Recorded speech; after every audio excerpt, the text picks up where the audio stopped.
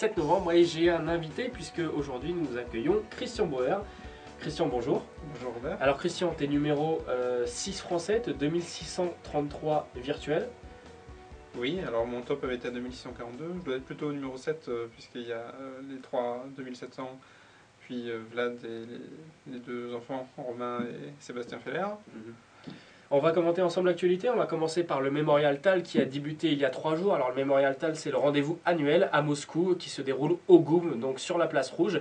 Et cette année, nous avons un à plus de 2800 Elo, c'est Lévon Aronian qui cartonne puisqu'il a 2,5 points sur 3. Il a gagné hier encore contre Boris Gelfand. Christian, quel est ton sentiment sur Aronian et sur ce classement surprenant parce qu'on a Aronian à 2,5 sur 3, mais on a 2 joueurs à 0 sur 3, ce qui est très rare pour un tournoi comme ça. C'est Shirov et Elianov.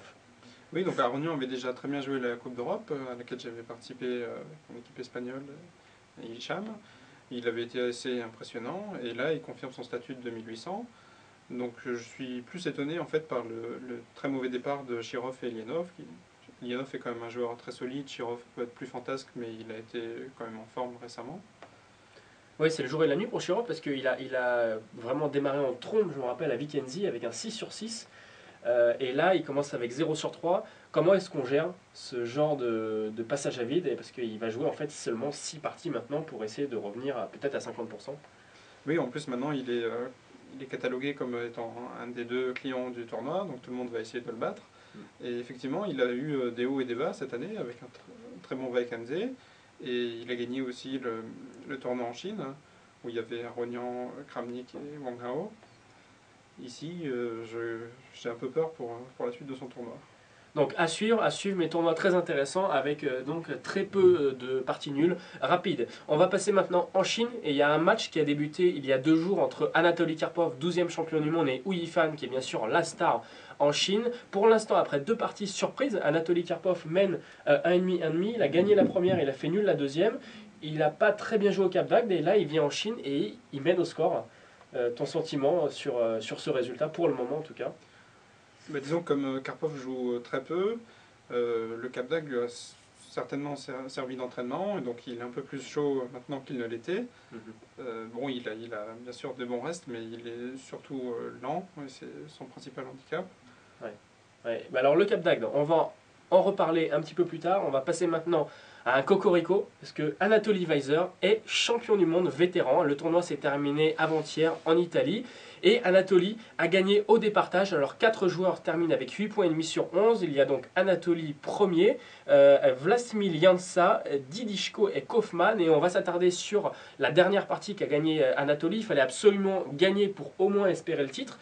Weiser a les pièces noires et la Christian Anatoly va sacrifier une tour. Superbe sacrifice dans cette position et il faut avoir le courage pour une dernière ronde. Il joue tour prend à 2. Alors quelle est l'idée de tour prend à 2? Apparemment l'idée est assez simple, encore fallait-il voir jusqu'au bout. Après tour prend à 2, les blancs sont quasiment forcés de faire fou prend à 2.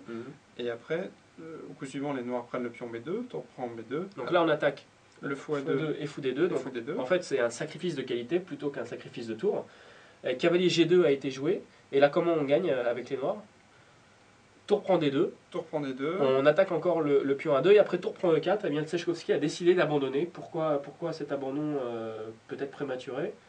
Probablement à cause de cavalier G4 échec, forçant roi G3. Sur roi H1, il y aurait cavalier F2 échec et cavalier prend dame. Et après, le même cavalier F2 a l'air décisif.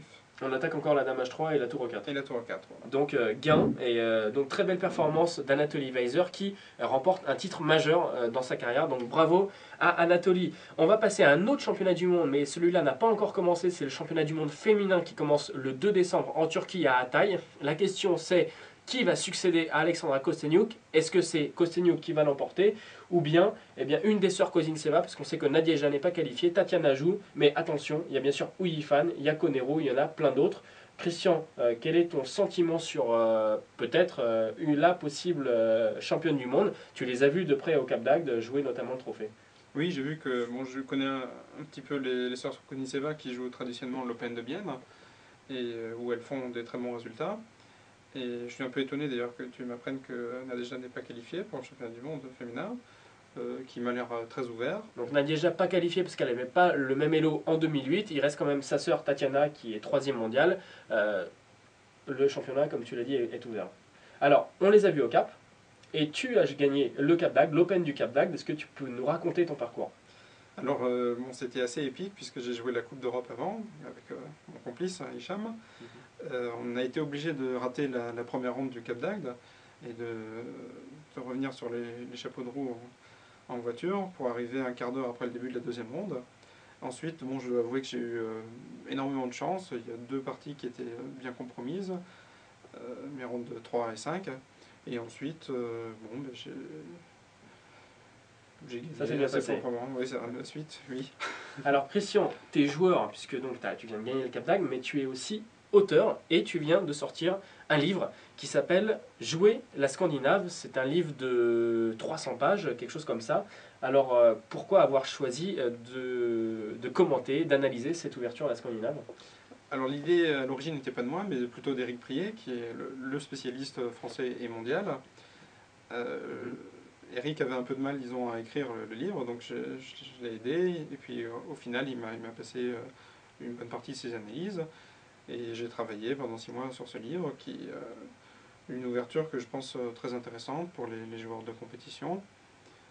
Les Noirs choisissent un peu le terrain sur lequel ils vont amener leur adversaire. Donc la Scandinave, c'est E4D5 et on peut tout trouver à partir de E4D5. Tous les coups sont analysés. Toutes les déviations blanches, et ensuite, par contre, je ne traite que de Dame à 5 au 3e coup.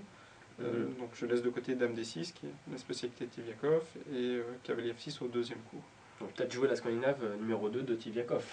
Voilà, c'est envisageable. On va terminer par les tout nouveaux services d'Europe Échec, puisque Europe Échec se développe, et je vous conseille donc de télécharger la dernière appli sur l'iPhone de Simple Chess. C'est l'interface de jeu, donc une interface réactive très intéressante. Et enfin, le coffret Échec qui se trouve ici. Vous pouvez jouer, il y a également une pendule DGT, il y a des offres déclinées que vous pouvez suivre sur le site internet bien sûr, ou encore sur le magazine Europe Échec. Christian, merci et à très bientôt pour des nouvelles vidéos abonnées alors. Merci à toi, Robert, à bientôt. À bientôt.